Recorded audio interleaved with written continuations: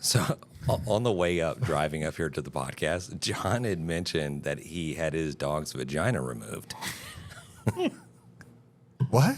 That's Yeah. what he said. I had to drop her off at the vet this morning. She Get your vagina removed? yeah, so she Okay, you get your dog spaded. spaded. Yeah, Yeah. it's weird. So when you say it like that, you can't.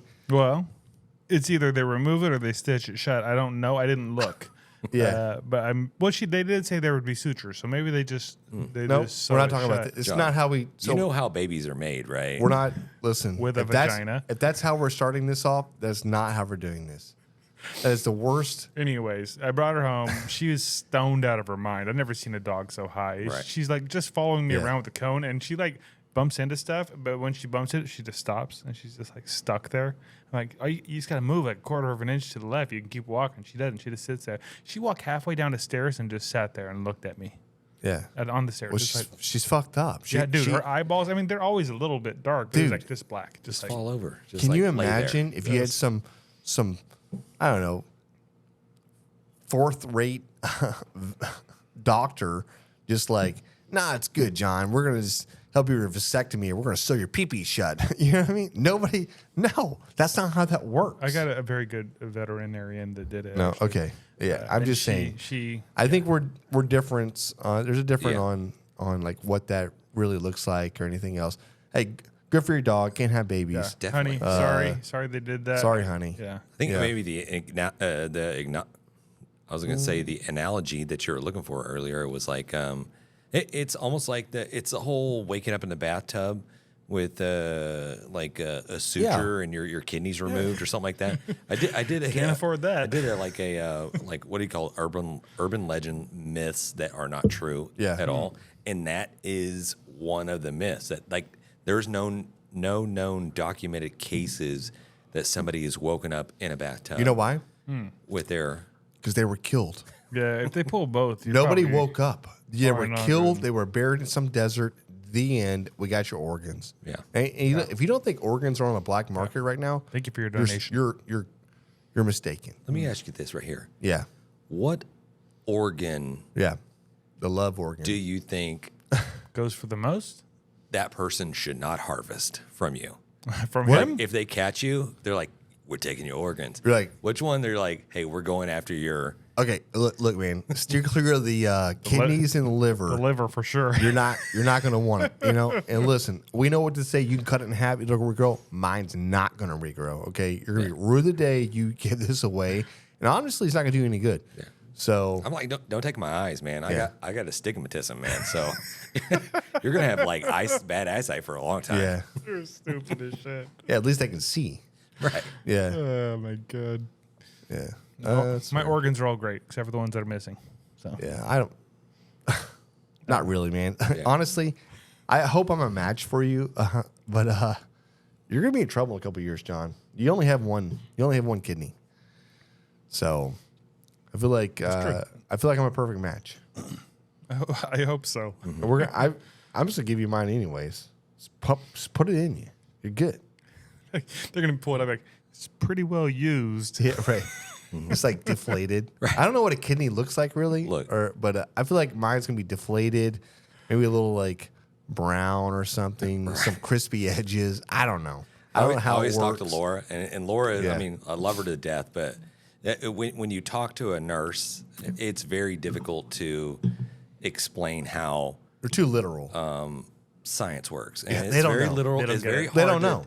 to explain to them how medical stuff works. They don't know. Yeah. They're nurses. You know what I mean? They don't know how medical stuff works. Is that They're what you're just saying? the salts of the earth. They're godsends, but they don't understand salts. that you could just wring out the liver, just like pull it out and just like wring it out and then put it back in. Yeah, run some that's water just a through joke. it. Just run some water through it. Yeah, it's fine. Right, Put a little baking Just soda. I mean, on as it. long as it's distilled, You're good. you're fine. One of those Brita water filters. Hey guys, listen, I don't want to go off on a tangent here, and I Let's feel go. like we're on a tangent alert, but welcome back, welcome in to the Grabbing the Brisket show. This is our 200 and, I don't know, 266th, sixth, seventh, third, fourth, I believe. third I believe episode. 263.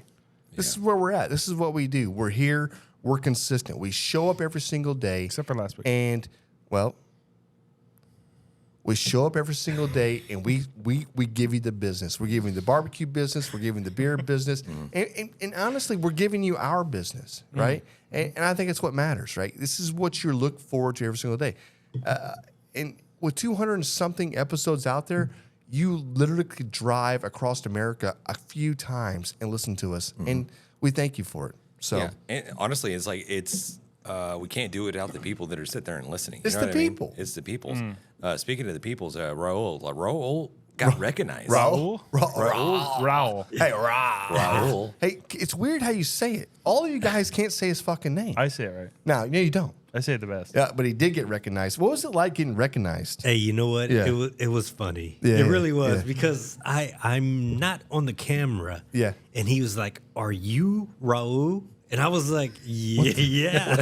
Like, what the fuck is going on? And he man? goes, "I'm a big fan of Grab 'em in the Brisket." And I was like, "Oh shit!" I saw his shirt, and there goes right there, guys. Oh, there he is. There it is. That's Love it. my boy. Love over it. here. How much for one rib? Yeah. And Man. then he was like, I was wearing my Jan shirt yesterday, is what he said.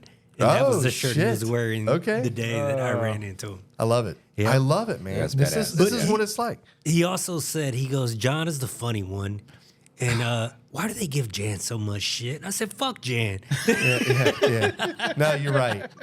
You're right. And thank you John's for a funny one. I love thank that. Thank you for picking that up. I You know what? appreciate that. We yeah. can probably close this down right now. Yeah. All right, guys. That's Well, probably hey, fine. thanks for listening Yeah. to Grab Their Brisket. We have to go now. No. Hey, you know, honestly, man, it's pretty badass. I love that shirt. I have that shirt. And if somebody's out there buying it and wearing it, like, thank you so much, because it actually, like, it's not like a whole lot of hard work that went into making that shirt. But Definitely not for you. It's a memory. Hey, but that Maybe that, for me. but that's a memory from, like, you know, like, from us, and that's a saying that we said for a long time, and it obviously came from a movie. I'm gonna get you, sucker. So I'm just gonna throw it out there. Look, but if you have one of these shirts, Yeah. if you have a Grab 'em in the Brisket shirt, send us a picture of it. let's go, man. That's go. automatically straight to the front of the line. You're on the show. There it is. Yeah, 100%. No, it's And if it you was- want to get one of these shirts, how do you get one? you go to grabtherbrisket.com, man. You're gonna go to the swag shop. You're gonna go in there. We have all the colors. I actually was showing somebody the swag shop the other day, and they were like, "Man, you have this. You got aprons. You have this. You have." I was like, "Yeah, man, we got it all." Did you It's even all realize we had all that stuff? No, I knew it. Yeah, I see everything on there. It's weird that when you say it like that. Yeah, I'll tell you. Turn his mic off for a second. That's maybe nice. You know, smoking meats isn't just cooking, it's an art form. The aroma, those deep flavors, the patience, it's a whole experience. And behind every great artist, there's the right set of tools. If you're aiming to build your own barbecue pit or dreaming of a custom design tailored just for you, SmokerBuilder.com has your back.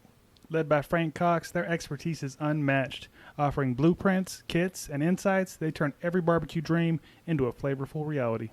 Imagine your backyard, the center of attention, and at the heart of it, a smoker that's uniquely yours. It's more than just equipment. It's about crafting those unforgettable moments. And with the guidance of Frank and his team, you're setting the stage for magic. So whether you're a seasoned pitmaster or taking your first steps into the smoky world, Head over to SmokerBuilder.com, fill up your carts, and be sure to use the promo code GRABTHEBRISKET in all caps to receive your 10% discount. Smoke on. No, you know, it's just badass. The VFW cook-off, it went good. So you were out there. Yeah, I was out there. I judged a couple of events. Okay. I judged ribs and brisket. Nice. Yeah. Hey, if you're gonna judge a couple, those are the two. You Yeah, probably- man. Yeah, those are the ones I won. I try to stay away from chicken. I'll be honest with you. Yeah, Same. everybody Yeah, stays from chicken. How was the food? It was good. Yeah? It was good. Was there anything you're like, oh my god, or everything kind of mediocre? Yeah, man. You know, if I'm being completely Yeah. honest, it was better in previous years. You know what the problem is? Everybody's saucing. There's too much sauce. It's that sweet stuff hitting that brisket. It just, you don't need it. And honestly, it diminishes what the brisket should taste like. And like, I'm not saying you shouldn't have like a tangy barbecue sauce or something like that out there, but when you get that sweetness on there and you have to caramelize it, you got to throw it back on, and people don't do it long enough. I think that's one problem. Two is the really good ones, you can't tell the difference, and those hit. But yeah, man, I think it's been kind of lately. I think everybody's using the same seasonings too. They all kind of taste the same. Am I crazy on that? They're all taking the same master classes. They're all just Yeah. Yeah. You know? Y'all definitely need to get out there. When y'all gonna do the Veterans Day one? We are doing the Veterans Yes. Day. Man, I tell you what, man, y'all do it. I think Pearland Podcast Studio might just sponsor you guys. Come on. So let's have go. some Come fun, on, man. Hey, we're gonna be out there. Yeah. Yeah. Hey, listen. Yeah. Should we get into one of these like open up the pops, pop, Yeah. pop Oh, the you want tops to Yeah, pop yeah. a top? of the Let's grabbing pop the a top. brisket? We've been kind of doing some of the. Yeah, I'm sorry, I was talking. You started going into it, and then you just like kept Yeah. going. Like, okay. This is something that we kind of introduced a little bit a couple of episodes before or whatever, where we're just not just we're just getting it. We're opening the beer. We're not getting into the beer review. We're just drinking the beer, but yeah, we are getting into the beer review. Does that Grabbing make the sense? brisket. Yeah, we It's are. like a matrix. Review. Fuck, that was awful. Yeah, it's horrible. John, you got to Okay. quit talking. I'm trying to sing. I want to So- sing, yeah, boys. So listen, right now, Martin House is king in Fort Worth and Dallas. I've watched a few reviews and talking about the best breweries in Fort Worth and Dallas, and every single one I've seen is Martin House's number one. Of course. And they've got some other ones there that are older. They have some other ones that are maybe a little bit more unique, and they're traditional, and it's all about how they brew and the traditions that they have. But Look, no shade You're not towards beating- any other breweries. you're but not beating this. There's a lot of good you're not, breweries out you're there. You're not stepping up to Martin House. Th- You're this not is- doing the hundreds of beers a year. James brought this one. You want to tell us what it is? Go ahead and tell us what it I is have since the you have the can. can. Okay. This is yeah. called Patient Zero, strawberry and banana sour aged on oak spirals, barrel aged series, 12% alcohol by volume. This looks like it might be well, obviously it says sour. It's going to be a sour. Yeah, 12% alcohol by volume. It's 21.2 OGs, 8 IBUs, which tells you it's not going to No be bitter. bitter. There's right? zero bitter. bitterness in there's. It's 100% unblended.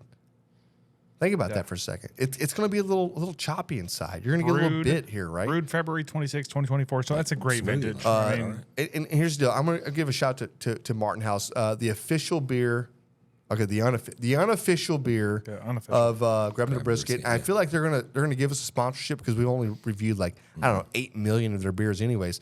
But Patient Zero is so Patient Zero is the souped up version of our original strawberry and banana sour Outbreak. We aged this one oak spirals, brewed February 26, 2024.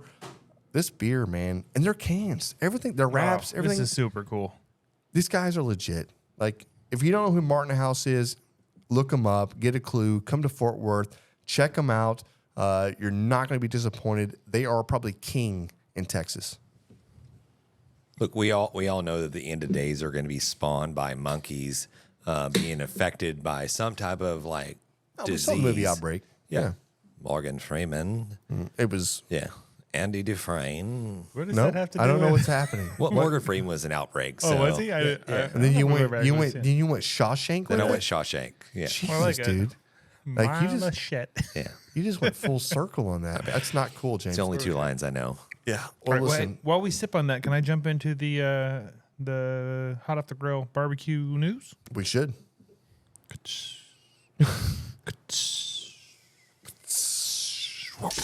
There it is. Nailed it. He is. I had it on mute. My bad. Roll, wondering- everybody. He was over Roll. tapping the Roll, shit out of everybody. that thing. Roll with the punches. Hey. Hey, do you have something there? I do. All right, I got a couple of quick things here for the barbecue news. The first one is our buddy over there, Aaron Leslie. I don't know if you guys have seen this. He can throw up a little picture for us Yeah. if he's got it. Texas Oil Dust, they've got a new, he's calling it a brine, injection, and seasoning, I guess all in one. And he's calling it Rooster Juice. Yeah, I guess that's the label for it. It's not out yet. It's going to be out in the next about a month or so, month and a half maybe, and we'll keep you posted on that. But I'm excited about it. I love the label. It looks It's cool, really right? cool. That's Super- badass. Like, that would look good on a T-shirt. Dude, Aaron is so fucking innovative. He not to mention he's a cool dude, and the guy will give you the shirt off his back, right? If you're having issues in your barbecue and you're having, hey, I'm trying to do this, I'm trying to do that. Obviously, he does classes. Just ask the guy. He will tell you. Like, people that are interested in what he's doing, he will give you the knowledge anyways. Salt of the earth. This guy's phenomenal. He's an awesome dude. He for is. sure, for sure. Next thing I got here, we talked about this I don't know, for months. The 2024 Sauces of Honor, the winners were announced. It's in the Barbecue News magazine. If you guys don't have this month's issue, it's because, I don't know, you should have it. You should have it. If you don't have it, go get signed up. Get yourself that. You can get a digital version or the paper where you can actually. A lot of people love just putting their hand on that physical media. I love it, dude. I love it. Yeah. That digital Sitting on the media toilet is just with your for like barbecue news, the yeah. youngins. Doesn't feel good. Yeah. What do you want? It's good. It's bad for your eyes. Can't take a shit. Just holding on to Your iPad? Are you serious, you sicko? What are you going to disinfect that afterwards? I don't think so. Exactly. Yeah, get out of here with that. Okay. Throw it in the trash. Exactly. Let's go. Anyway. You wipe your ass with that. You can't wipe your ass with an iPad, I'll tell you that. Okay. Can you stop? I'm done. You I'm done. Turn them off. Turn them off, Raul. Yeah, I'm done. Raul. Okay. I got a list of all of the winners, top 10. I'm not going to name all of them. I'm going to go ahead and give you number 1 in each entry. The pork entry was Wide Open Barbecue, and they had a Wide Open Barbecue sweet and spicy sauce. Chicken was Far North Barbecue with their Prairie Gold. There's our buddies on the social medias. Russell's Barbecue, he had a bunch of entries, but his Damn Good Big Dill was the seafood winner. And then in the beef entry, Grizzly's Barbecue with their signature sauce, and overall was Flavors of the Sun Mambo grilling sauce. But I will give a little shout out here. Texas Pepper Jelly, they had at least 5 different in the top 10s amongst all these different categories. Yeah, so they're like kings. yeah, they were in it in every single category. So Craig over there doing his thing. Yep. So, and then that's all I got from the Sauces of Honor. But I did get a little package in the mail for us. Damn, I don't know man. if you can see this, Raul. Let's see. It says, "Damn man," and this is the Snacks Guys Love, made by Dan Man Snacks in Fort Worth, PA. all those things. And this is the Cowboy Starter Kit. That's it. So we're gonna open this up and maybe try a couple of things while we're recording here real Let's go. quick. You guys want to? You guys want to try? anything? I'm always hungry, man. All right, we've got meat sticks, and then we've got like some nuts. So is this like a subscription, or is this like you just order from? I don't know. I don't think it's a subscription. I think you can just order shit from them. And I'll put a link down below because they gave us like a little affiliate link or whatever. So Yeah. if you guys want to try it. I think you get a little discount or something. Sweet, But we got the Memphis almonds. We've got Texas peanuts. We've got whiskey nut mix, and then we've got a bunch of different beef sticks, peppers and spices and originals and whatnot. But we'll dig into them. You guys want to try one of these? Yeah, let's open something up, man. Whiskey nut mix. I love it. ASMR.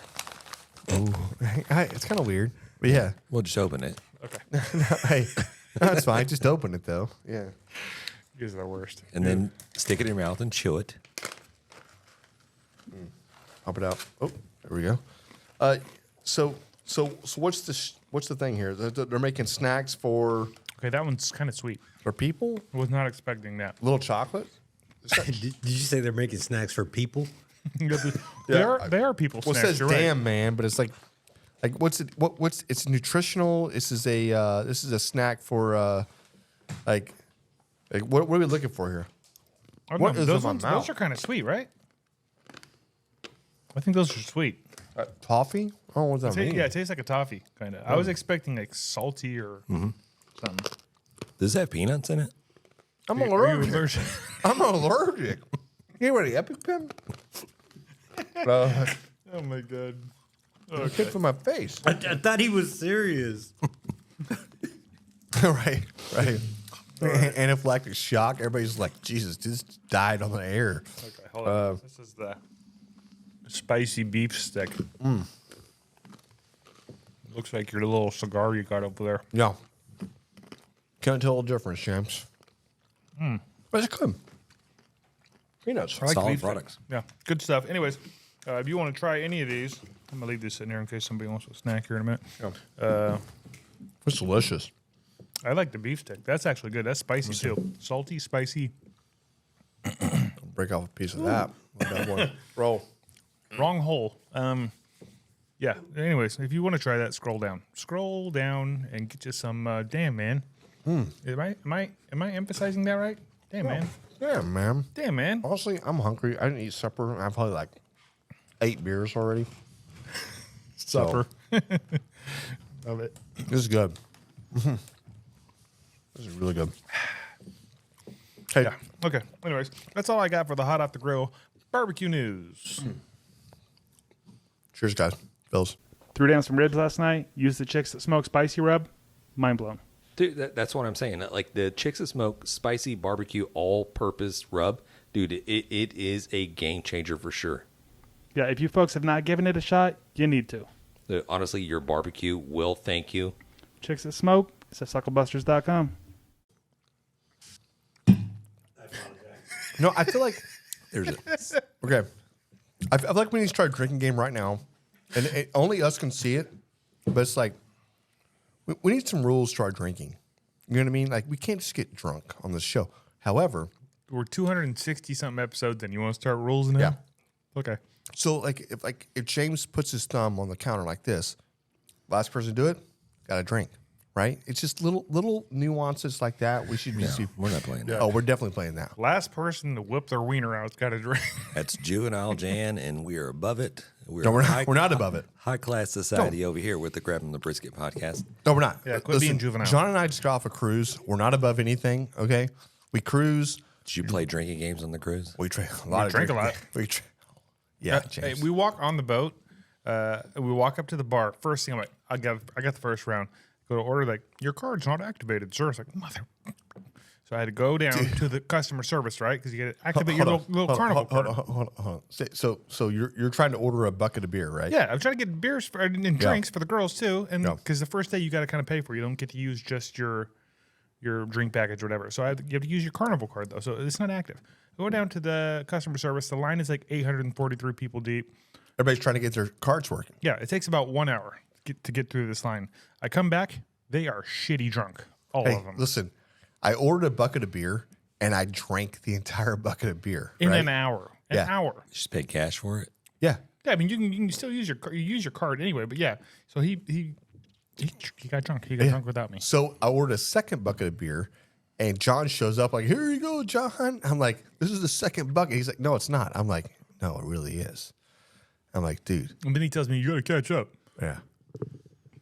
We were so shit. We were shitty at dinner, bro. Hey. I got pictures of my shirt like completely unbuttoned at dinner. People are in there like dressed up with ties and shit. And I I'm showed up like, to dinner with no shirt on and a pair of shorts and flip flops. yeah, he's ordering drinks and the waiter's behind him going Yeah. the little throat thing with like the no. You can't Not have it. happening. Yeah, Did we go to a concert? Was it like a concert, like a comedy thing? we went to a comedy thing. No, the first night we went to a karaoke thing. I think. That's karaoke. I walk into here. So let me go change up. I get up to the room. Yeah, there's a I'm picture of standing that, there. too. I forget what I'm doing. I end up coming downstairs back into the comedy or this karaoke room. I don't even know what's even happening at this point. I am so Jan's checked out. This is a different person. I walked straight through the thing and it was like, Jesus Christ, this dude. It's I'm true. like, It's actually true. no shirt. I got these 80s shorts on that are like probably a little too short to be wearing. And I'm just scrolling through. It was like, oh man, I had the best time of my life. But yeah, it was. The liver hurts. The liver has been hurting for a few days, but had an amazing time. Beautiful weather, and honestly, great food. Not and the one thing I will say, John, is that we stayed away from the it's the community food. It's the Buffet? Yeah, it's the you go to dinner with like everybody else. Like get reservations. The main right? dining room. Stay within dining rooms. Just go there when you can. I think we ate there once. Have breakfast. No, we had breakfast there. Oh It's yeah, we great. had lunch and breakfast. Breakfast is there, great. whatever. Just stay away from there and go do the sushi. Go do the stuff that like have reservations somewhere. The Italian food was phenomenal. Yeah, that was really good. The Italian and the sushi were both probably the best. Yes, 100%. But yeah, man, I don't think I've drank like that in a long time. It's been probably a few weeks. Yeah. We need to when we get Fred on the show, we need to ask him about his cruising. Does he get out there on the boats and any memorable stories about that? But before we get into that, we need to finish this grabbing the brisket. Beer review. Where are we singing in the middle? Okay. Because we never really got a really Brewed and official- canned at Barton House Breweries, Fort Worth, Texas. I have a score in my head right now. I'm going to take one more drink just to make sure. Don't say it yet. Yeah, Just it's to a make sure. sour. It's one of those fine. deals. Love it or hate it.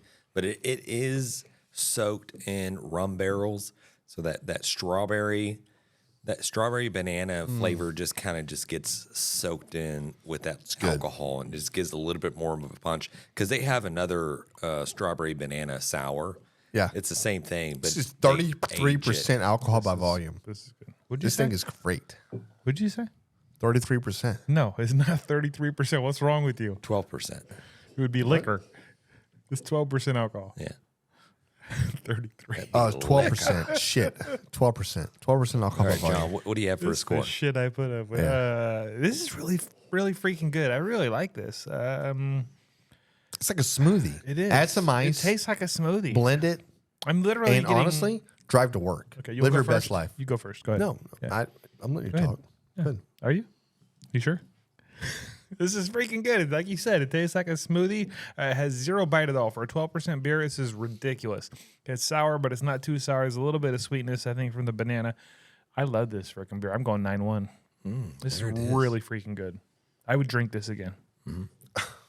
I hope so for 9-1, dude. Okay. 9-1, you're like, I'm drinking tomorrow, I'm drinking the next day, I'm drinking the next day after that. 9-1 is serious. It's serious. A serious this is a score. serious beer. 9-1 is like, I'll marry you. I'll marry You this. marry I'll 9 marry ones. this motherfucker right now. That's what happens at 9-1. You marry a 9-1, Yeah, right? it's true. Who doesn't marry a 9-1? Yeah. Raul. It's true. Who doesn't marry a 9-1? Oh, if she's crazy, I'm game. Score. Exactly. That's what I'm saying. Like, if she's crazy, you're like, bet. I'm definitely marrying your ass. Okay, score up. I had it in the 8s, high 8s. You're probably right though. It's probably the 9s.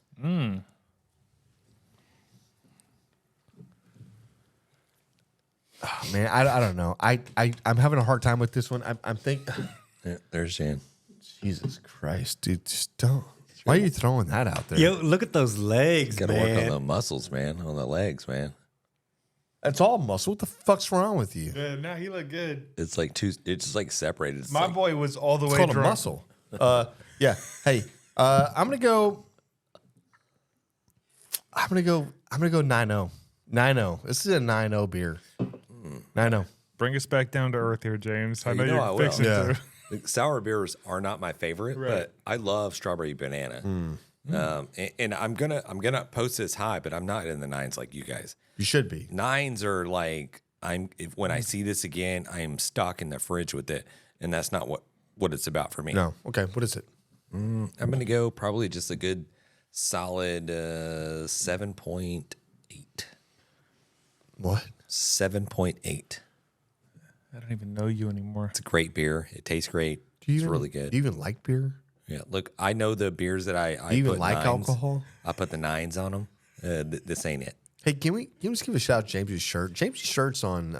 It's popping, man. It'd be like I it. like that. Can we talk about poncho for I like at the least poncho, man. the 1 minute before Yeah. our guest comes in? I'm actually wearing a poncho Hey, right wait. now. Did we mention who our guest was? I'm sorry. Oh, sorry. Hey, yeah.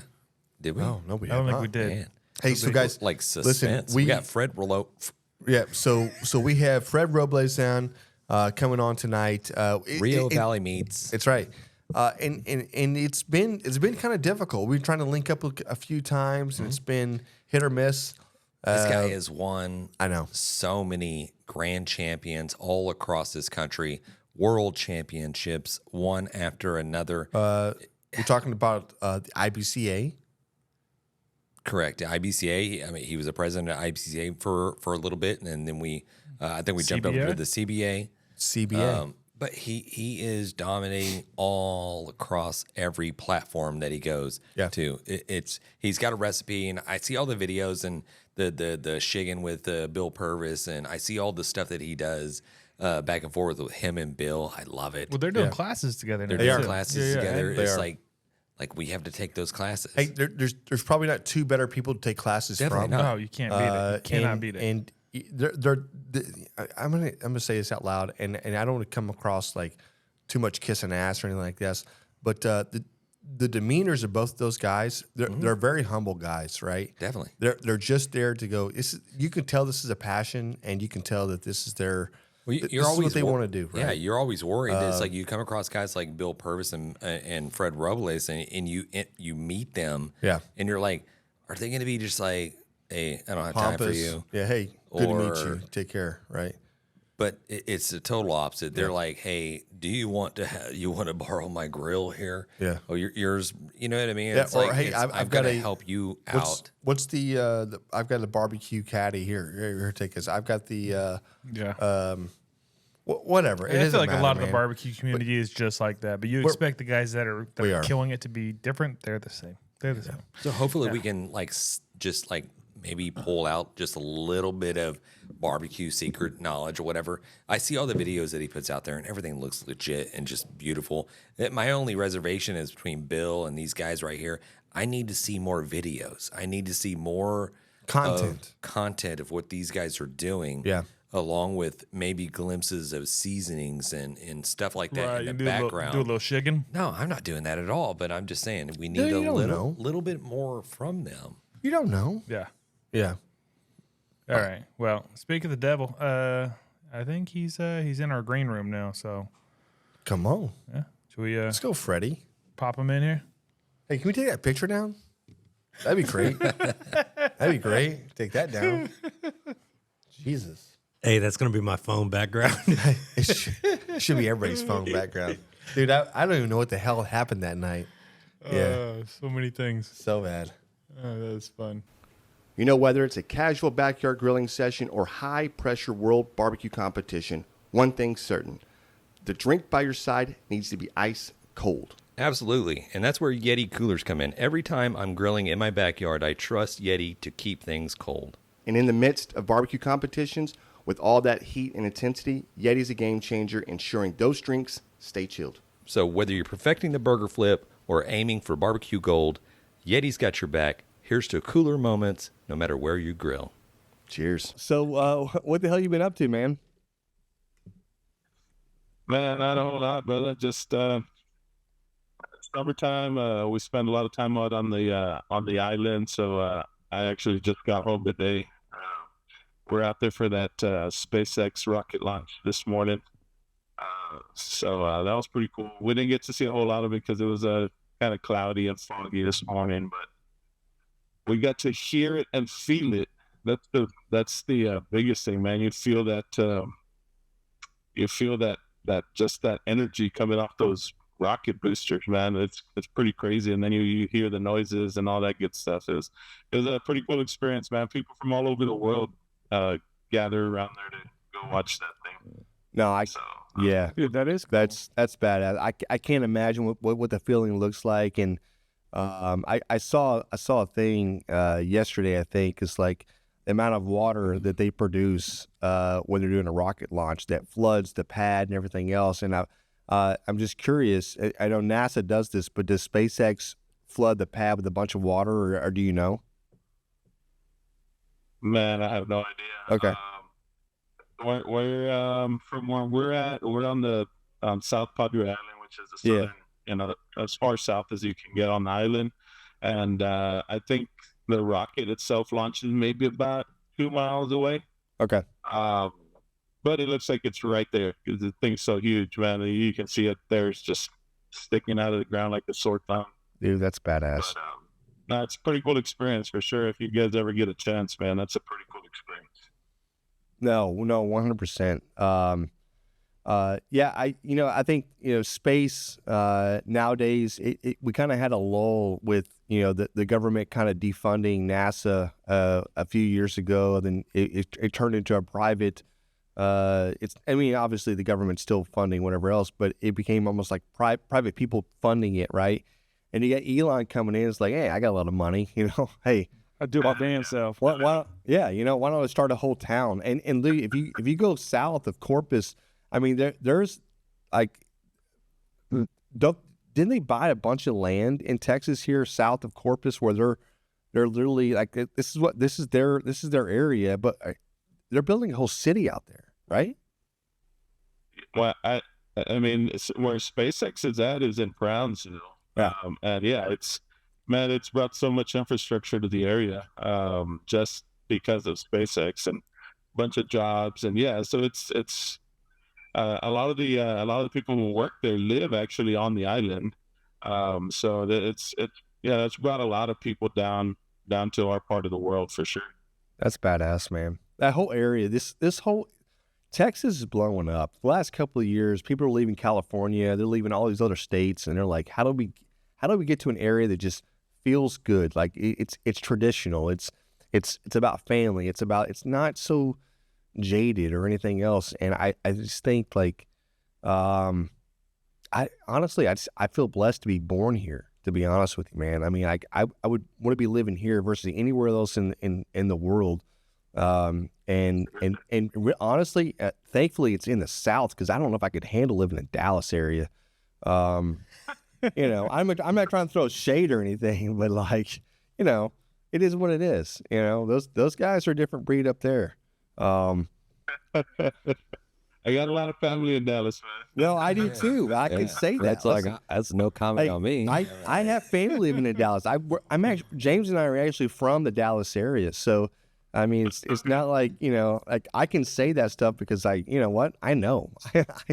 But yeah, no, it's just, I don't know. It's a really cool time to be living in this era that we're in, and honestly, I think we'll look back on this time, and I don't want to get off of barbecue or get off whatever else, but I will say that we're living in a time right now that you're going to see in the record books. You're going to see this is history, and people will study the time that we're living in right now, and they'll say this was just like another time 150 years ago. I mean, like this is a revolution. We've had the industrial revolutions, we've had the computer age, and now we're into a whole different age that we've never been into. Information is coming out so fast. Computers are working so fast, and you're going to see, I think, innovation in a way that nobody ever thought could ever be, right? And we're living in it, you know.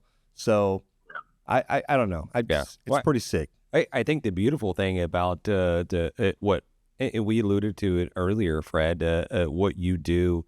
And a lot of the other people that are in your profession, as far as the barbecue, the competition, the butcher, the business owner, and all that stuff like that. Yep. It's like we alluded to. It's like earlier, like this is like a slowdown. This is something that is for family, right? You know what I mean? It's like we get into cooking barbecue and hanging out just to be able to hang out with these guys right here. And then you go out and you compete, and you have fun. Hey, let me see where my skills are, whatever. Obviously, Fred has been cornering the market on everything when it comes to like maybe winning stuff and kicking people's ass, that good stuff. Yeah, but it honestly, it was something that we got into. This whole podcast thing was generated towards like, hey, we love talking barbecue. We love just hanging out with our family and our friends and doing this and sharing the knowledge of just like how to cook stuff and how to do this and also learn yourselves, like gain knowledge from other people, because it's like we're not all experts doing what we're doing. Like it's a shared community where we're all just coming together, and it's beautiful because everybo's so friendly. And we were talking about earlier, it's like you meet people like Fred Robles, or you meet people like Bill Purvis, and you expect with the pedigree that they bring, and they're so just winning grand champions over and over and over again, and you like, hey, nice to meet you, and they're so down to earth, and you're down to earth, and like, hey, we're out of charcoal, we ran out of wood, like here's all the wood you need. Yeah. And it's like being a part of that right there, just like, okay, I'm sold. I'm in it for life. This is what I'm going to do. Yeah. It's pretty cool, man. The whole barbecue world is, you know, a bunch of good people, man. And I think that's what drew me in. Just the friendships that, you know, come through it, and people I've gotten to meet, and you know, just guys like you guys that, you know, we go cook in Houston, or we talked about Dallas, or anywhere in the nation that I've cooked. You know, I've always been able to make a friend, right? So now I've got friends all over the nation, and in a good part of the world for that matter too, because I've met a lot of international teams from all over the place. Man, it's been a fun ride, and gonna keep it going for as long as we can, for sure. Right. No, so Fred, real quick, I mean, just for the people that, obviously we've got listeners all around the world. We got to go beginning, right? And I don't want to go origin story or anything else. Yeah, that's what I want. I want origin. No, I don't want to go origin story. Where were you born? Read the biography, John. And autobiography. Now, yeah, I just want to say, like, honestly, man, if you look at, you were the president of the IBCA for a while. Are you on the board of IBCA? That's what it was, right? But the CBA, like when you so you've been around for a long time. I mean, and I know you're a young guy and whatever else, but I mean, the CBA, and probably in my opinion, it wouldn't be where it was unless you joined, unless you pivoted and moved over to that. Am I correct on that? Well, I mean, CBA, we started CBA. That's right. So myself and a couple other guys, we Bill Purvis is one of them. You guys mentioned Bill. No, that's right. Yeah, we started Champions Barbecue Alliance as a different opportunity or a different place where cooks could go and compete, right? Yeah. Just something a little different than what was typically done in Texas, where you had chicken ribs and brisket. We introduced pork, and then we introduced a lot of other things in technology and the way we do things in the judging room, and giving the cooks the creativity to be able to put whatever they want in the box. Instead of just a half chicken, you can do legs or thighs or wings or breast, or you can do a bunch of things. You could cut the half chicken in a bunch of pieces, So that was typically never ever allowed in any sanctioned body in Texas. Yep. So we wanted to give the cooks, man. I consider myself a creator, right? As you guys do, and I like to think outside the box sometimes, and just having a half chicken every week in and week out. And it gets a little boring to me sometimes. And I just want to be able to express what I want to express in that tray or that box of food that I'm presenting to those judges, right? And the only way I can do that is, one, through flavors, and two, through how I'm going to present it to them. Yep. I want them to the pieces that I want them to see. What am I going to put in the front? What I want them to try, I'm going to put right in the front, because typically they're going to eat right from the front of that box, right? Mm-hmm. So just offering things like that, and a system that gives some feedback, gives some comments to competitors as well, to try to help and make them better, make their journey in barbecue a little easier, and improve their scores as well. So man, there's a lot of things we do through CBA, but yeah, I mean, we are pretty proud of the organization and proud of what we've done so far, and continuing to do. Now, you should be. I mean, honestly, guys, you guys have changed the way the scoring system worked in Texas. I mean, if you're in this area, so we're in the South Houston area, whatever else, but IBCA has been king in this area for years, and there's nothing wrong with that. It's a great organization, and if you belong to the organization, keep cooking, whatever else. But I'm just saying, what you guys brought to it was a different way of thinking about how we're going to score things, how fast we can score something. Even the walk-up music, it was very innovative, to be honest with you. And I know other sanctioning bodies have taken notes from you guys and say, we're going to incorporate this into it. Because you know why? It's a fucking great idea. Yeah. For me, the best thing was being able to get some damn feedback. That's right. That's right. Yeah, it's so cool. Yeah, it's real time. I mean, you're getting real time feedback. There's nothing more frustrating than competing and then be like, okay, you didn't win, and you're like, I don't know what happened. I don't know what I did wrong. Like, what the hell? Like, what can I work on? Just tell me what sucked, right? Yeah. Like, you know what's worse? I'll tell you right now. You know what's worse than saying, like, what can you work on? Is some guy that judged your stuff that literally has never cooked anything in their lives, and they just go, hey, it tastes like lighter fluid. You're like, man, I have not used lighter fluid in my freaking life. Gobble, right? Right. But at the same time, at least it's something. you know, and you build upon it. There's so many times. Hell, we cooked was the Frontier. Frontier Fiesta, Go Metro, U of H. We cooked the U of H cook-off. I can't remember what it was called. Frontier Fiesta. There's probably, no jokes, probably 100, 150 teams. We cooked this thing, and they announced first through third. That's it. The entire, every first through third. So when somebody asked me, I said, we got fourth. We just got fourth. What do you say? How do you know? Right? Exactly. Who does that? But that's the type of stuff that when you go through that motion, you're like, man, we got to do this. We have to be able to give feedback back. We have to be able to offer a different scoring system on iPads. I'm not sure who was doing scoring on iPads before you guys. Like, is that a KCBS thing? Is that something you said?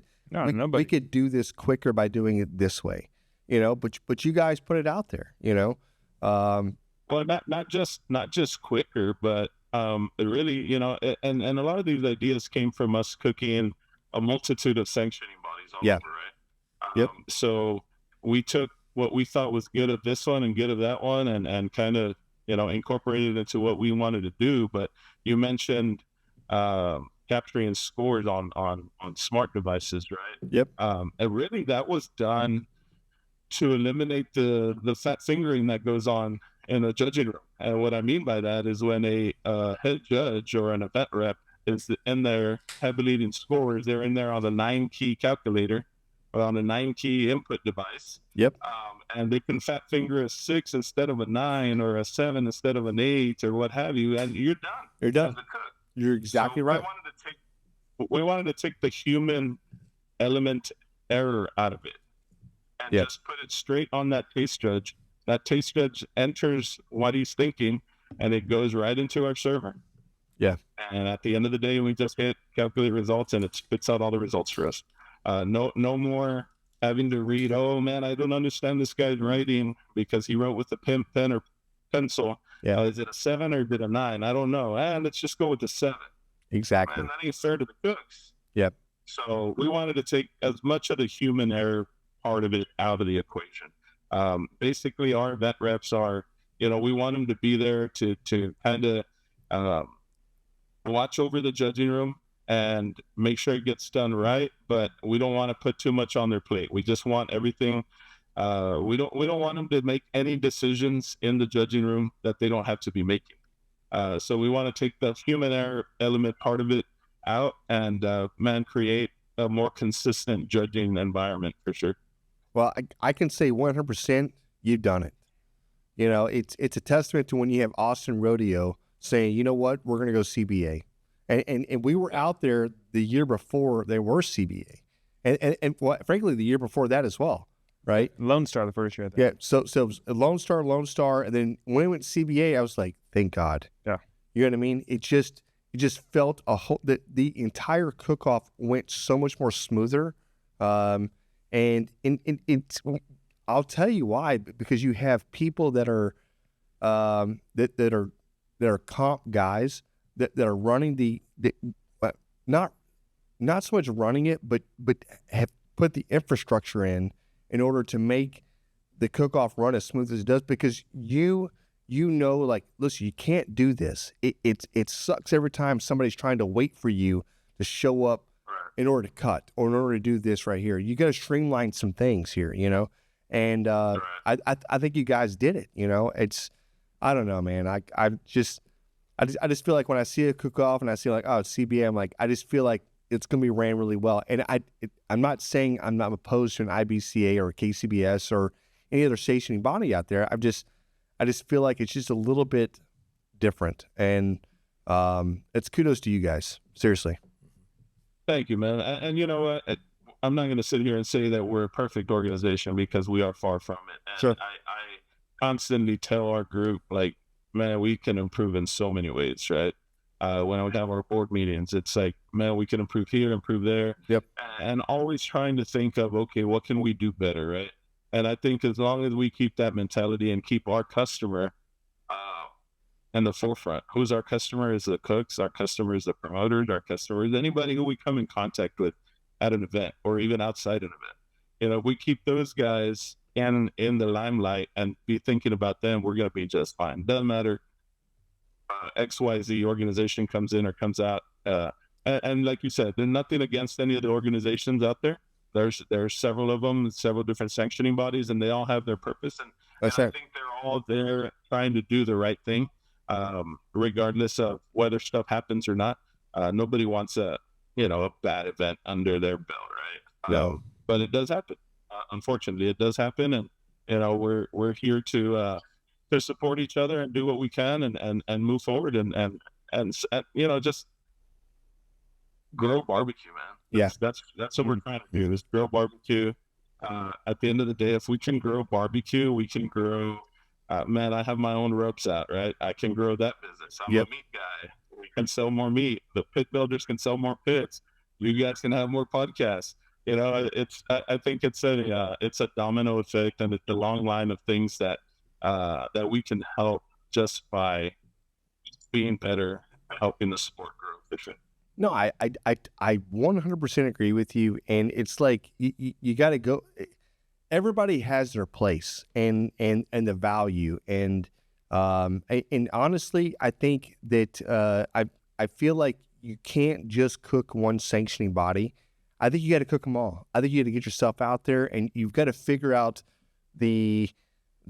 what works for you. But but I'm telling you right now, if you're just going to cook one sanctioning body out there, you're probably not going to grow as a cook. You're probably not going to expand your horizons when it comes to the flavor profile or even the different cuts of meat that you're judging against or are getting put against.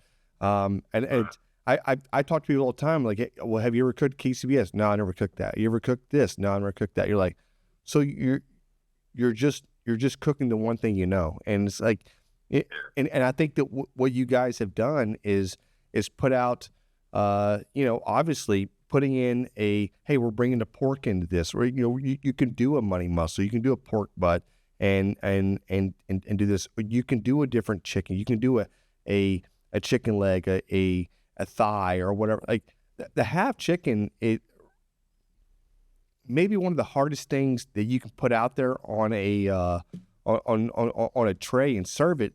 But at the end of the day, it becomes very monotonous when you're just doing a half chicken and you have no way to set yourself apart. And it's like, I don't know what the word I'm looking for, but it just becomes, I don't know. It just becomes like, it's not about who, I guess, put out the best. I'm not sure what I'm looking for here when I'm saying that. I'm just saying that at least it diversified what chicken could be, right? It wasn't stuck in a corner, and you have to do this one piece of meat, and which, by the way, which is very difficult. And honestly, I don't think it's indicative of like how well of a cook you are or anything else. I think there's room for everybody. And yeah, it was really refreshing to see what you guys did. And it was a big splash. I'm not going to lie to you, man. There was a lot of talk in the barbecue world in this area and when this thing went out. And well, hey, you guys showed up, and you put it out there. And there's no reason.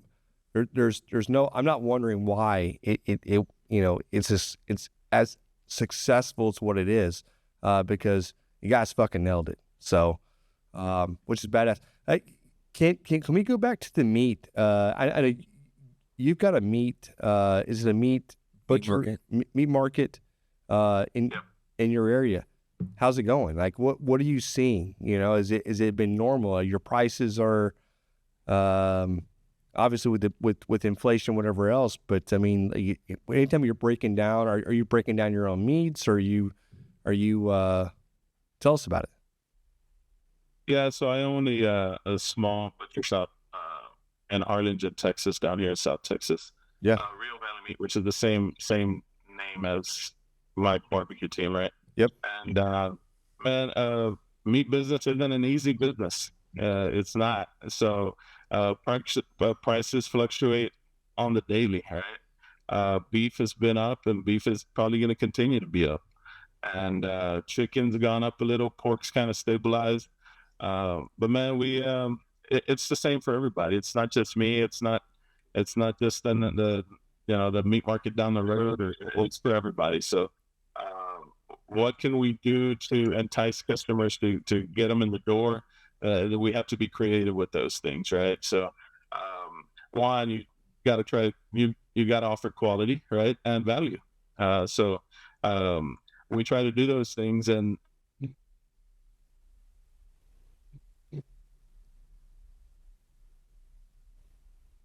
oh, you froze. Losing. yeah. Oh, okay, okay, yeah, you froze. I think we froze a little bit. Okay, all right. It said, oops, lost connection over here. So you're good. But I guess we're back. So yeah, man, I've had the butcher shop since 2008. We've been at it since 2008. So whatever amount of years that is, I'm not good with math on the fly like that, but we've been doing it since 2008 and still going strong. We do a little bit of cooked food out of our shop, more so now probably than ever. We do breakfast and lunch every day, Monday through Saturday. So having a butcher shop really does help my barbecue sourcing caught meats for sure. Right. That's cool. I'm sure. Like I can look through some more stuff than the average team out there would see in a normal week, right? I can step through more things and what have you. But even so, I mean, sometimes I'll have to source at other places that I just, man, the ribs that came in I didn't like, or I'm probably pickier than most guys out there. And I'll run out to H-E-B or wherever I have to get the best that I think is going to give me the best opportunity to win at a competition. So ain't no shame in me going to buy something somewhere else or from somebody else. So I'm all good with that. Honestly, I totally agree, man. And I can just imagine you like having a delivery coming in, and you're peeling through it because you're the first person, right? You're peeling through like, no, we're not selling that. That's mine. I'm taking that for me. I need this piece, right? That's badass, man. That is bad. Hey, what's the? My guys already know that there's this shelf in our walk-in cooler. Like if I put stuff there, it's like, don't touch it. Yeah, that's mine. I love it. Yeah. Hey, I need to live your life. I need to come hang out with you for a little bit, man. Right. That's what I'm talking about. You're walking by that shelf and it's just like a rack of ribs or a brisket that's like just so beautifully marbled. Yeah. Whatever. Like, boss, can I have that one right there? Can we cook that? Just swap it out. No. Hey, can you imagine having like a customer come in like, hey, and Sonny messes up, like, no, this is not for sale. I'm sorry. No, this is a mistake. I've taken this one. Bye. Nah, you're gonna sell it. You're gonna sell it. I know you. You're gonna. Yeah. So what's the coolest thing? So you said you're cooking. Are you? What's the most intricate thing you're putting on the menu there at the shop? What's for lunch? Yeah. What's for lunch? Man, we do a lot of the same stuff every day. We do a lot of barbecue. We do half chicken plates. We do brisket, fajitas. We do the loaded baked potatoes. We do carne asada, some more Hispanic foods as well. Yeah. One of the things that we probably sell the most is pork belly chicharrón. Nice. Which I don't think you guys have ever had pork belly chicharrón, but it's slow simmered cooked, right? And oil or lard. Yeah. And then you take it out, and what we do is we take it out, put it on sheet pans, and put it in our walk-in cooler overnight. And then the next day we take it out again and flash fry it. So when you get that flash fry, the skin on that pork belly just blisters up, and so you get a really crunchy bite because of the skin on the pork belly, but the meat is super soft and just delicious. Come on, so proud of it. Come on, man. It sounds amazing. Yeah. So you throw a piece of that on man, on a tortilla with some salsa, and man, you can go, or some, the way a lot of people eat it is with guac, right? Guacamole, and man, you can go to town on that, and that's not very good for you. I mean, it's freaking grease, right? Yeah. Right. I- It's healthy. You know, Like, Look, yeah. you say that, but all I know is that when I go into restaurants and they offer a chicharron, instead of chips, you can get chicharrones. Everybody's on a carnivore diet nowadays. I'm like, all right, well, let me sign up. Right? I just wanted to ask, like, obviously we all got into barbecue some way, somehow.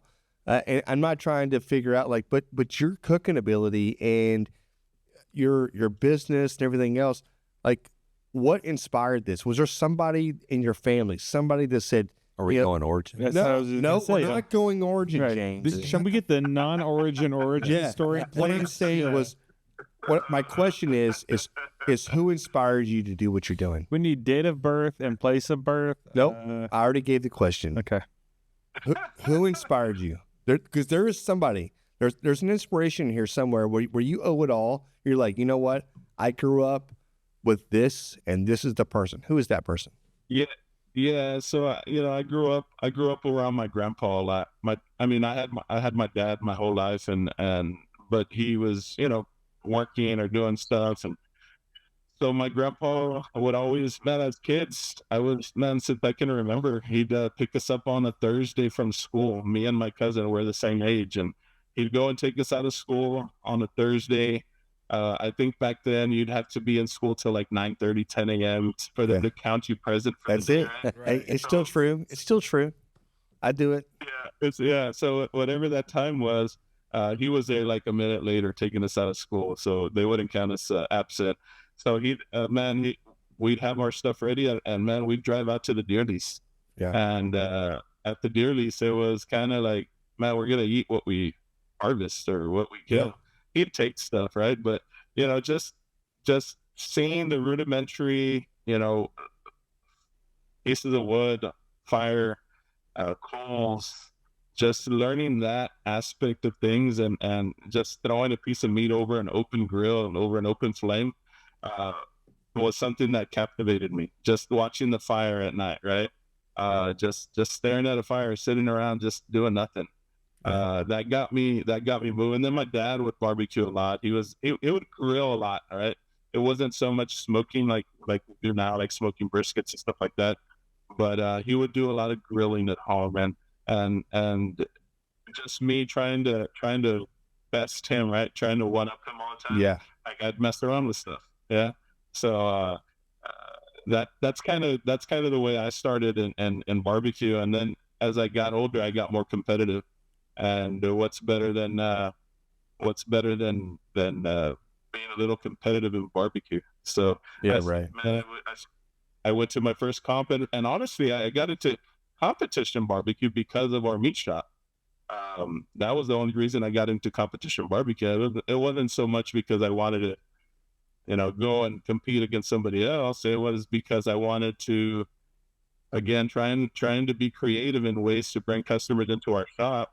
There's a contest about 10 miles from home, a very big contest that has 200 teams a year, and called Smoking on the Rio. Mm-hmm. So that one always happens in February. So down here we get a lot of winter Texans, right? We call them snowbirds. They come from all over the place, and they come down here for the winter, and so we get a lot of winter Texans. So me and two of my brother-in-laws, we said, man, why don't we just go cook some food? We'll enter the contest just so we can get a spot. We'll go cook a bunch of pork, hand out some pork sliders, and make some flyers. Yeah, right. So we'd make some flyers as people were coming out. We'd hand them a flyer. Hey, go check us out. Our meat shop is down the road. And that's kind of how I got started in competition barbecue. At that contest, we got a 5th place chicken call at our very first contest. And you're hooked. Man, that was just hearing your name called to the stage was I was hook, line, and sinker, man. I was hooked right there. It was a couple $100,000 later. Here we are.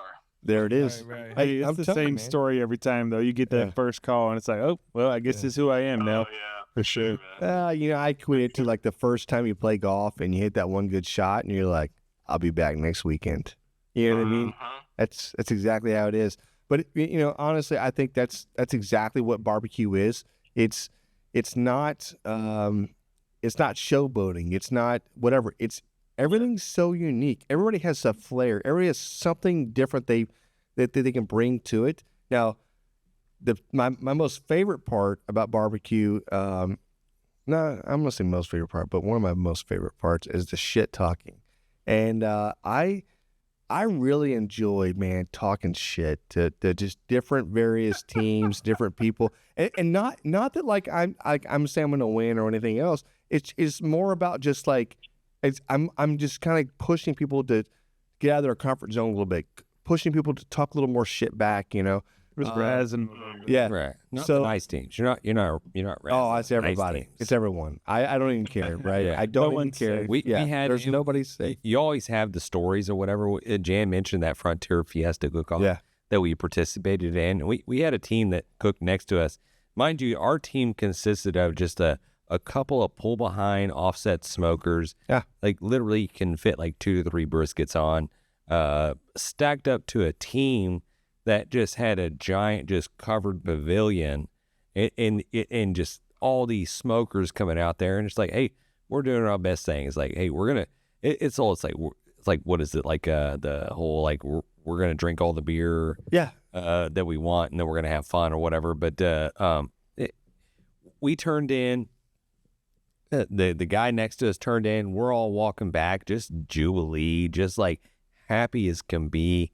And then all of a sudden, it's like, and the guy comes out. It's like, hey, what did he like try our brisket? No, Like, so he goes, hey man, you want to try the brisket? I said, yeah, I'd love to, right? So I tried it, and I go, oh my god, that's so good. That is really, really good. I gave him. I actually was like, what is that flavor? There was something there that I was like, I found to be really like, whatever it was, right? Yeah. I loved it. I thought it was really good. I said, hey, give me a second. Let me get a piece for you. I'll let you try mine, right? Or ours. So I walk over, I get it, I bring it over, I give it to the guy, and he's like, he takes a bite of it. He goes, it's good. It's not better than mine. I go, okay, well, that's cool. I appreciate that. Yeah. And then he's like, it's not really that good. I said, okay, well, kiss my ass, buddy. I'm looking at him, and I'm just like, I'm ready to spider monkey that motherfucker and choke him out, right? But I'm not, right? I'm just keeping it cool. I was like, all right, we're cool. Hey, difference of opinion, whatever. I walk off. I don't say shit, right? So, and I'm not sure. He got like what? And this is not a first through, because the first year we cooked Frontier, they actually went 1 through 10. Yeah. They the first year we cooked Frontier, they went 1 through 10. The second year they went 1 through 3. So this is the first year, and this dude gets I think he got 8th place, and I think we had 5th place. And like when they got called out, we're walking up, and we've got a little. It wasn't a big thing, but it's like a hey, notoriety. Hey, you got 5th place, whatever it was, whatever they gave out for U of H, and he was like, hey, what place you get? And I said, he goes, oh, we got 8th. And I said, we got 5th. And he looked at me, dude, he was like, shut the door. Don't talk to me. I can't even be around you guys. And I was like, we were the funnest guys to be around. This dude just threw so much shade around us. I was like, you know what? And, honestly, he's probably a great cook. And I'm not going to lie to you. I thought his brisket was better than ours. I'm not even going to say it, but at the end of the day, the judges didn't, and I didn't talk shit, man. Right. Judges don't lie. I wore it out. Listen, for the next 6 hours, I wore out every one of those guys. They were like, at one point, like there were hugs, there were handshakes, there were we're drinking tequila, like we all became like really good friends. But there was a moment there where we're gonna fight. You know what I mean? Like it was just a thing. I was just like, this is so weird. But yeah, no, you're exactly right, James. Yeah, I don't know, man. We've had some. Maybe we shouldn't shit talk so much. It's fun. Maybe that's the thing. He was just an asshole. And he honestly, that's I think the rarity in the barbecue community. There's not too many guys that are just straight pricks, right? Yeah, Most of them are cool. I mean, It's you good talk a little fun. shit, but it's fun, right? No, that's the thing. That's the deal. But at the end of the day, like man, it wasn't like we were a great neighbor. We were there. We helped those guys out so much. Literally, they're like, thank you so much for helping us out with this and over here, whatever the case may be. But when it came to judging, there was like, don't talk to me. You're just like, what just happened here? Like, I thought we were hanging out. I thought no, okay, we're enemies now. Time to go. So he was your friend until y'all beat him. I'm telling you, man, listen, don't let me pull a thread. When I pull a thread and it starts to unravel and I start to take notice, that's the worst thing that you can do, because I'm like, okay, I know you're hot button now. I can say something. But generally, I've gotten older now. I don't do that so much anymore. That's like a young thing. Yeah, you're definitely older. Yeah. Let me ask you a question, Fred. Who is a better cook, you or Bill Purvis? Wow. Jesus. Wow. I'm just kidding. So shit talking. Yeah. I'm just throwing it out there. I'm just I'm kidding. gonna say Bill. Yeah. No, that's what you should That's say. crazy. Bill said the same thing. Yeah. Bill would have said Fred. That's what he would have said. Definitely so. Yeah. You can't. Bill's been doing great, man. I'm proud of Bill. He's been kicking butt and taking names. And for somebody who hasn't done it very long, he's been doing great things. Killing man. it. So his social media games is going through the roof too. Man. He's been killing it. He needs to give a class on how to make his pictures look as good as they do. Definitely. There it is. He's been doing good. He's been doing real good. I love it. No, but you're exactly right, man. I think that's the thing. I mean, anybody can get hot or get on a roll, but yeah, I mean, like we all kind of go through the motions of that a little bit. But man, Bill's been on a tear for a while. I mean, which is badass. So it's kudos to him. I mean, it's obviously a testament to what he's putting out there. The classes, he's upped his video game. Speaking of classes, y'all got a class coming up here pretty quick, right? Together? What? Is that a question? I'm sorry. You Hey, guys got a class coming up together, Yeah, right? So Fred, are you doing a class with Bill or no? Oh yeah, we did one. I'm sorry, I couldn't. Okay. Yeah, we did a class in last month. Okay. Month and a half ago, maybe. Yeah. Yeah, this is the second one we do. We did a full comp class, me and Bill. Nice. So what's it like, man? If you're standing behind there and you're trying to teach somebody how to do this, I mean, obviously it's the highlights, right? You can't really go that in depth. But what's it like doing that? I mean, we've talked about it, but honestly, we probably don't have the accolades that you guys have. I'm just curious.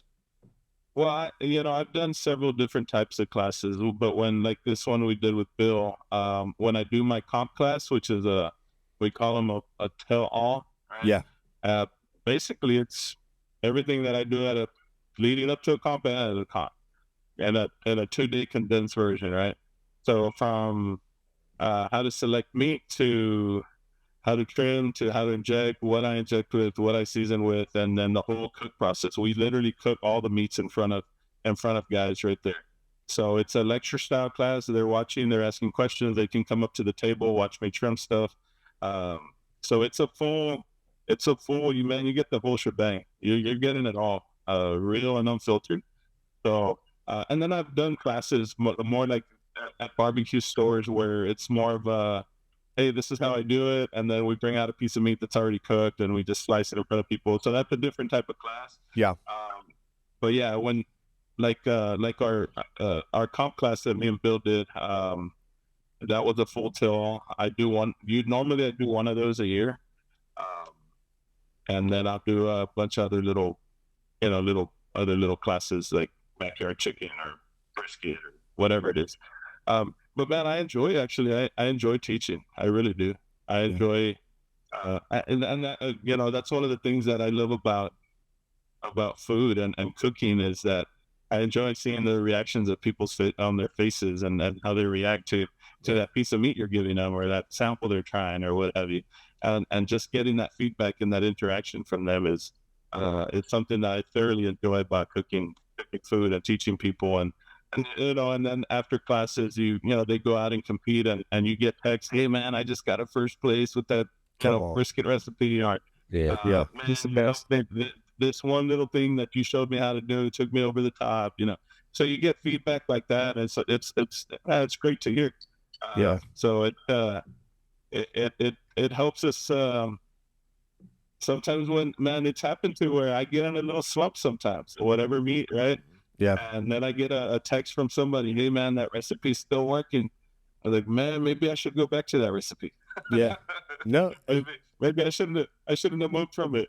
So all that stuff helps, bro, for real. And I enjoy doing it. And those ones that I've done with Bill have been fun too, man. So we try to have a good time and enjoy it.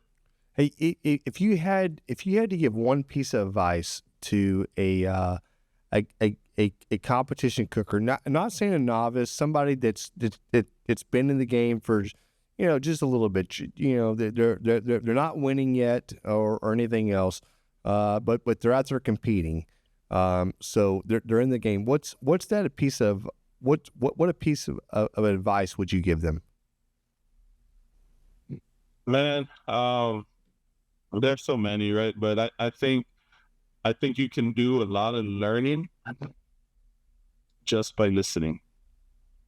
Yeah. Go out and listen to some of these podcasts. Go out and listen on a Friday night. Take a when guys class. are just hanging out, doing nothing at a comp, right? Just shut up and listen. A lot of the times you'll hear stuff and it'll just, that light bulb will go off in your head and like, man, why didn't I think that? Why am I not doing that? Yeah.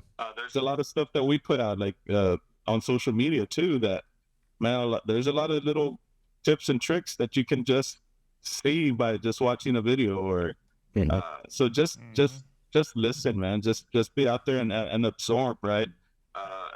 Absorb all the good stuff, the stuff that you think is going to help you, and just disregard the stuff that you know is not, because there is a lot of bad stuff out there too. So, yeah, there's a lot. I would say just listen. Yeah, I totally agree with you. I think I think negativity and or doubting. I think doubt can be in your food. I think people cook with emotion. I know that I do, and I know when I'm feeling really good and I'm feeling the moment, and I cook anything. I don't care what it is.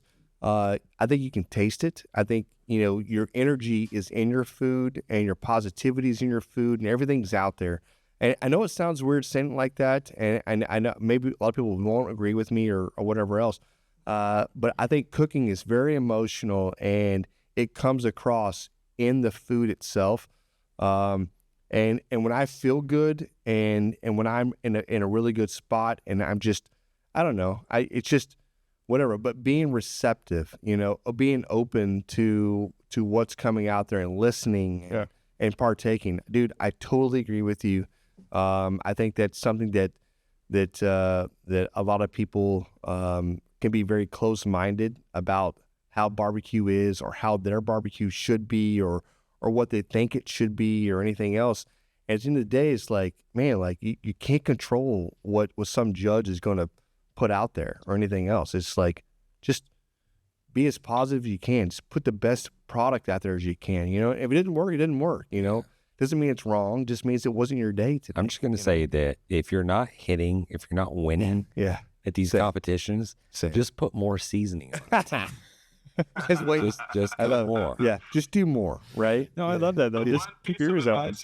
You need to buy Rio Valley Meat Blanco and Perfecto. There it is. Yeah. Hey, yes, I'm telling you right now. I was trying to get it. Jan was all bogarting all the time today, but I was like, we need to get down to the meat and potatoes of these seasonings that Fred Robles has over there. Hey, these are killer seasonings. You know what? Hey, just tell us the. Where do you find these seasonings at? Where do we go to get these? What are they? Tell us about it. What was the question? Tell us a little bit about the seasonings, and then also where can we find them at? Man, we just got into, if you're in the West Texas area, United Supermarkets just picked them up. They're in 75 stores at United Supermarkets. Murdoch's, I don't know if you guys have ever heard of Murdoch's. Yeah, I have. Yeah. They're like a farm and, I don't want to say farm and ranch, but they're, kinda. You can find them at Murdoch's. True Value stores have them. We're not in Ace yet, but hopefully soon we'll be an Ace. And man, your barbecue stores, any barbecue store, or most of the barbecue stores out there are carrying it. And of course, you can always find it online, Amazon. You can find it on my website, RioValleyBBQ.com. You can, there's Google it and it shows up right away. So Rio Valley Meat Blanco and Perfecto. And I'm super proud of those two, and hopefully expanding the line here pretty soon, get some more products out. Come on, man. Awesome. Yeah. That is Hey, we'll put a link down there below for the listeners too to stock up on that. Yeah. Hey, for sure. John, did you come up with the what we were texting the other day was the kill Cool. I don't know what you're talking about. Mary? Oh, dude, I did not think about this at all. This You didn't? that was so good. That would have been an icebreaker like That'd have been great. 45 minutes ago. Dude, that'd have been so Yeah. good. Okay, Yeah. we'll come up We'll with save later. that. Like I say, it's like we really didn't dive into behind the scenes on Fred Robles. Like, what is the behind the scenes guy? What is a very early on like icebreaker type questions that you guys didn't come up with? Yeah, Let me throw one out there really quick. you got it. Fred, what type of music are you listening to? Do you have a favorite artist or a band that you're listening to nowadays? Yeah, man, it's so there's some music that I listen to when I'm trimming meat, and you guys might laugh at it, and a bunch of other guys have laughed. But when I trim brisket, I listen to John Mayer. Okay. Is that Your Body is a Wonderland? Yeah. Specifically, the song "Your Body Is a Wonderland." Is that why Fred's winning? Is that why he's winning brisket? Hold on. That's so good. This brisket is taking up all these happy vibes of John Mayer. I'm gonna add this to the playlist. Go. So good. It's so good, bro. Oh my god. So you just gotta think. I'm trimming brisket, man. And, Yeah. man, brisket's my jam, right? That's my thing. And so I'm listening to this song, and I'm substituting the body part. I'm substituting, man, this brisket is a wonderland.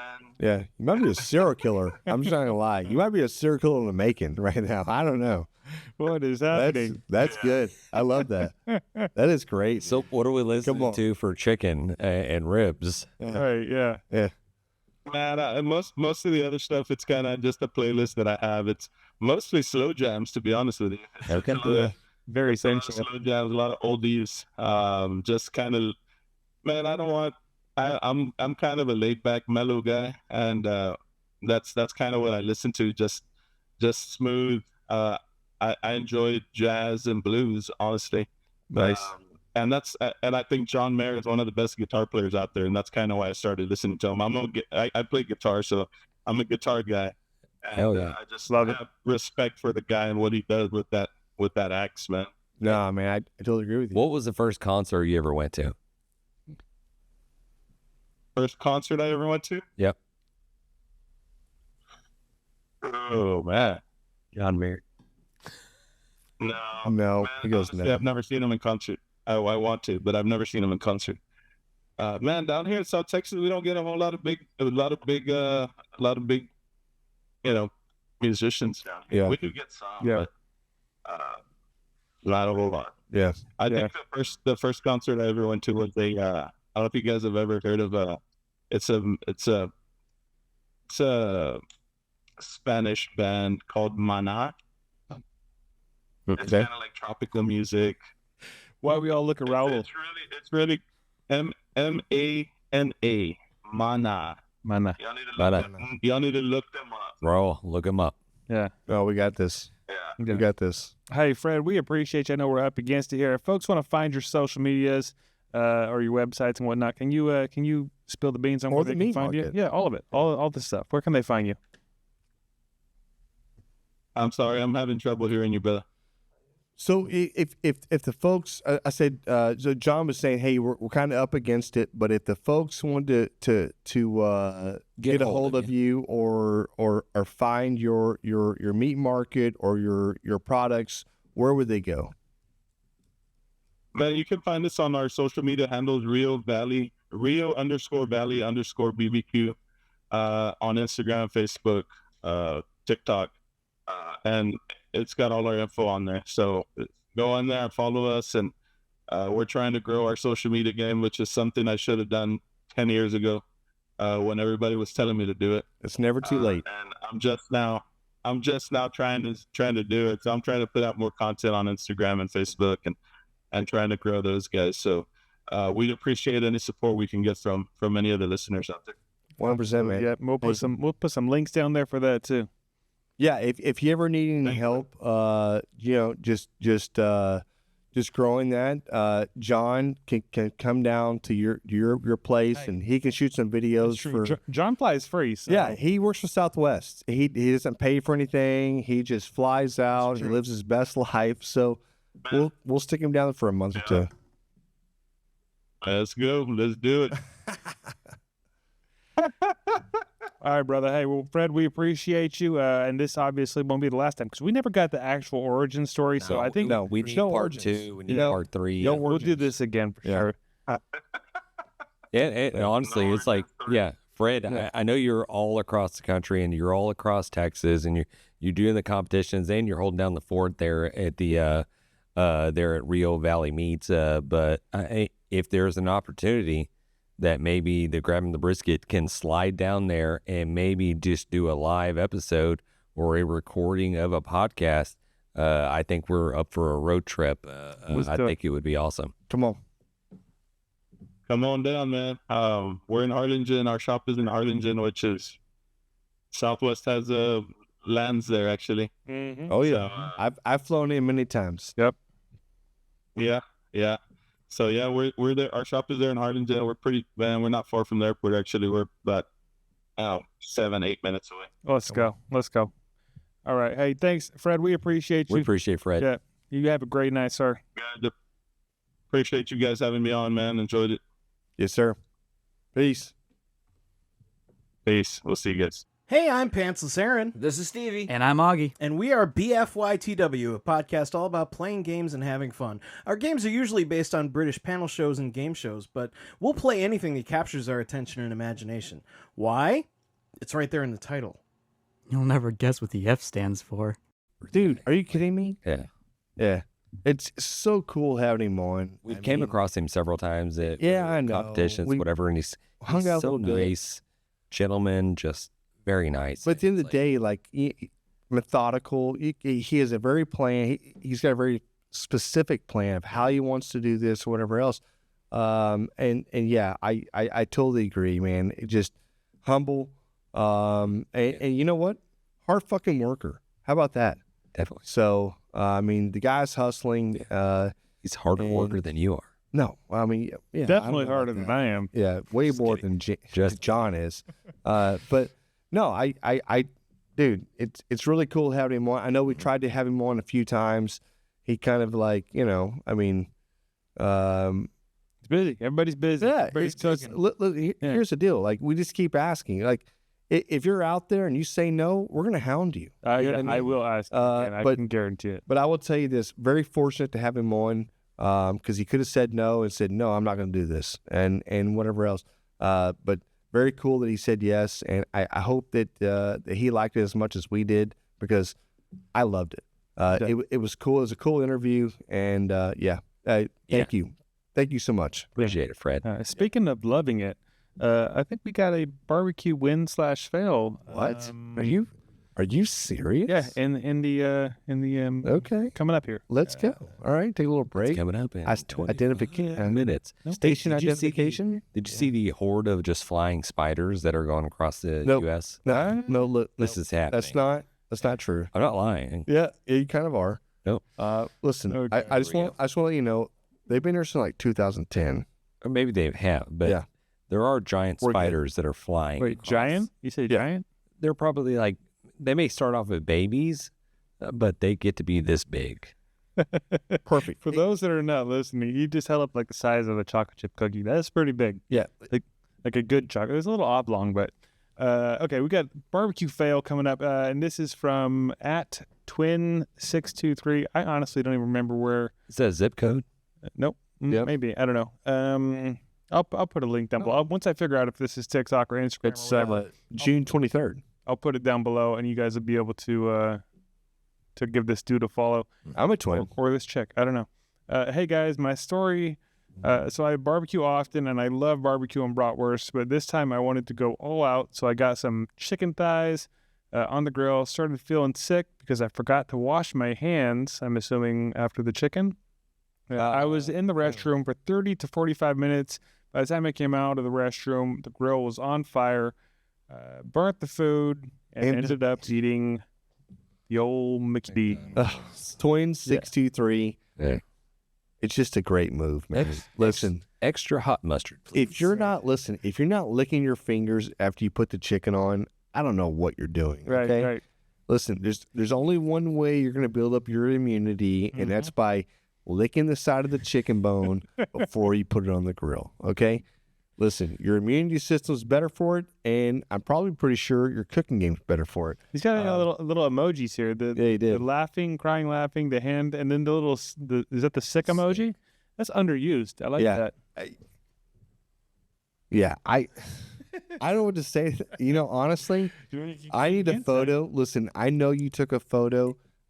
We need pictures. Twin 623. I know you took a freaking photo. Is this user error, or is it just bad meat? Hey, if you send us a He was in photo, the bathroom for 45 minutes. Yeah. Probably did, if you send us a photo of your grill on fire, I'm going to send you some swag. Okay. Okay. Well, they already won something. What'd they win?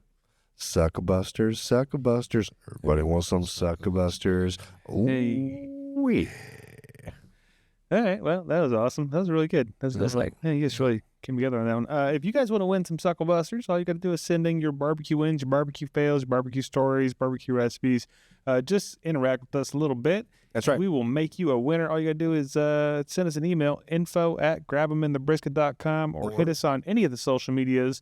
Or you can call us and leave us a little voicemail on our hotline. It's 434-829-2299, 434-829-2299. Leave us a message and we'll share it, and you'll be a big wiener. That's right. Winner. A big winner. But more importantly, you're going to hear your voice on the radio. So I'm not sure what you want here, but you should call in. Like, writing in's great, but the calls are so much better. It is, yeah. Yeah. Send a picture too if you got it. Before we tail off, hey, Ro, I did send you a little link to an article that I wanted to just get y'all's opinion of this. I can't wait for this. James. This guy quit his job and created his new business. Yeah. And he was in the healthcare industry. And he's like, I'm done. I don't want to help people anymore. I'm going into the prehistoric poop museum. It's called the Pooseum. The Pooseum. The Pooseum. Arizona man quits his job to open up a museum of fossilized shit. Hey, it says crap. Can we talk for a second? Are you saying he went and gathered this, or he accumulated it for sure? Okay, so he had a plan no matter what. Right. So the dude's like, hey, look, for the last 6 years. Did he accumulate for 15 years and go, I'm opening a museum. Hey, I'm ready. The wife looks at him. She's like, I think you're ready. He goes, yeah, I'm out of here. Right? You got the Pooseum. You got the Jurassic Park theme just going off in the background. Yeah. Right? Clever girl. Jesus, dude, that's a turd. Hey, that's not a new turd. That is a new turd. There's a picture of poo-poo. That's a dino turd. That's a new. That's a dinosaur turd. Can we turn this? This is disgusting. World's largest dinosaur poop collection. Where? I love this. This Where? is so good. How big is that? I don't know. But right when you think he's got a crappy idea. Yeah, right. This is exactly. Get it? I see what you're doing. Yeah. This guy is living his dream and doing what he loves. Dude, they used to have a company that you could send you could send shit to people, and you're like, hey, here's dog poop. You could send here's some cheetah poop. Here's some ape poop. You could gather that up and you could send it to people as a gag gift. Right. I don't know what this is, man. This is weird. It's 1,277 stone turds in his possession. How do you? I don't know. I feel like that's just a rock. Right. Right. Right. Hey, does it still smell? It's the Rock and then Kevin Hart. Is it? Yeah. Right. Right. Hey, I love it. That's such a good one. Yeah. Okay. All right. I think we've probably stumped this shit into the ground. Yeah. Hey, I mean, this is a great day, and it is. You might be dumb. I don't know. That's a great joke. Shout out to our one listener. Yeah.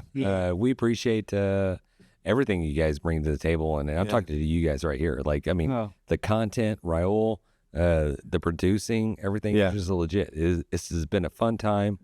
Can we stop real quick? Okay, listen. I don't want to overstep or anything else, but I want to let you know that, like, listen.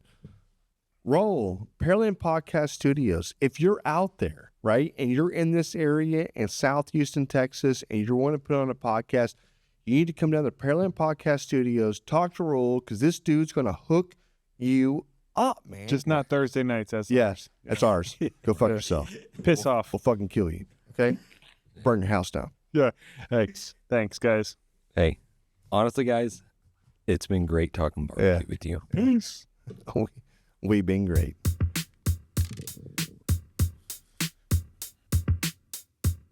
As we close out, big thanks to SmokerBuilder.com and the NBBQA for their unwavering support. Absolutely. And cheers to Barbecue News Magazine, Sucklebusters, and Dalstrong Knives for their contributions. And you know YETI always has our back, and CoolieNation ensures our drinks stay perfectly cold. Lastly, props to Cambro Manufacturing and, of course, the Spicy Nut, the Chicks of Smoke Seasoning. Thanks to all for powering this show. Until next time, keep smoking.